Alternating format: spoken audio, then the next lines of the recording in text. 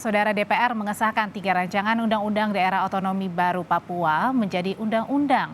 Ada 3 provinsi baru yang disetujui, yakni Provinsi Papua Selatan, Papua Tengah, dan Papua Pegunungan. Sementara 1 hari sebelum pengesahan, baku tembak kembali terjadi di Papua. Kelompok bersenjata menyerang pos TNI, 1 anggota TNI tewas.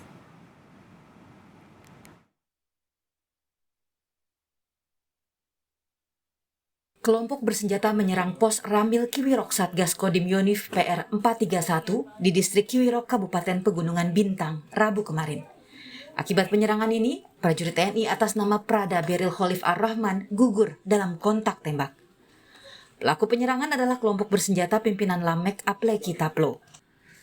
Selanjutnya, sempat tertunda karena cuaca buruk, jenazah Prada Beril Khalif Ar-Rahman akhirnya dibawa dari Kiwirok menuju Jayapura dan tiba di base of Kamis sore. Jenazah langsung dibawa ke Rumah Sakit Martin Indah, Jayapura. Menurut rencana, jenazah akan dipulangkan ke daerah asal di Kediri, Jawa Timur. Hari ini memang dalam suasana berduka karena kemarin salah satu prajurit kita yang ada di Kiwirok dari Satuan Yonik 431 gugur kontak tembak dengan kelompok separatis teroris bersenjata. Kejadian sekitar pukul 15 sampai dengan 17. Sementara di Mimika, Papua, warga berunjuk rasa dengan berjalan kaki dari eks Pasar Swadaya menuju kantor DPRD Mimika. Warga meminta kepada DPR untuk menetapkan Timika sebagai ibu kota Provinsi Papua Tengah. Menurut warga, Timika sangat layak menjadi ibu kota Provinsi Papua Tengah yang akan ditetapkan DPR. Sebanyak 885 personel TNI dan Polri juga disiagakan untuk mengamankan jelang pengesahan 3 provinsi baru di Papua. Ada beberapa titik yang kita laksanakan kegiatan pengamanan yang menurut analisa kita memang krusial dan harus kita plotting personil di situ. Ya, ada beberapa titik seperti yang saya sebutkan tadi, kemudian ada titik-titik juga yang kita plotting personil. Sekali lagi tujuan kita hanya untuk tetap memelihara situasi di Kabupaten Mimika ini tetap aman dan kondusif.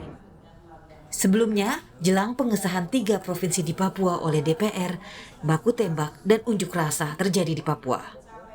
3 provinsi baru yang disahkan adalah Provinsi Papua Selatan, Provinsi Papua Tengah, dan Provinsi Papua Pegunungan. Pengesahan pemekaran wilayah di Papua menegaskan pemerintah serius membangun Papua dengan memberikan otonomi khusus pemekaran yang bertujuan untuk meningkatkan ekonomi wilayah. Pemekaran wilayah ini mendapat dukungan penuh dari pemerintah pusat dan DPR. Fokus pemekaran untuk kesejahteraan rakyat. Tentu saja DPR RI akan terus melakukan pengawasan terkait dengan pelaksanaan dari undang-undang ini di lapangan. Namun memang harapannya, keinginannya, dan tentu saja cita-cita dari kita semua adalah yaitu tadi yang seperti kami sampaikan, dengan undang-undang ini bisa tentu saja menjamin pemerataan secara ekonomi sosial dengan pembangunan yang ada di Papua dan bisa bermanfaat buat rakyat Papua.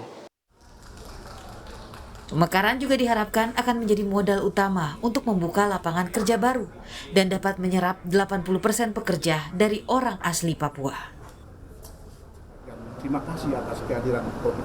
Mudah-mudahan dengan adanya daerah ini cepat maju dan daerahnya akan cepat jalan, dan juga rentang kendali pemerintahan, komunikasi juga semua bisa berjalan. Dan juga ada disiapkan lapangan kerja sehingga orang Papua bisa mendapatkan. Kami sudah mendengar bahwa hasil dari ini juga ada sepakati bahwa ada 80% untuk orang Papua, 20% untuk orang Papua. Itu CPNS ada penerimaan dan juga akan. Selain tenaga kerja, pemekaran juga bertujuan menarik investasi ke bumi Papua dan mendorong peningkatan pembangunan di Papua serta menjadi angin segar bagi masyarakat asli Papua. Tim Liputan, Kompas TV.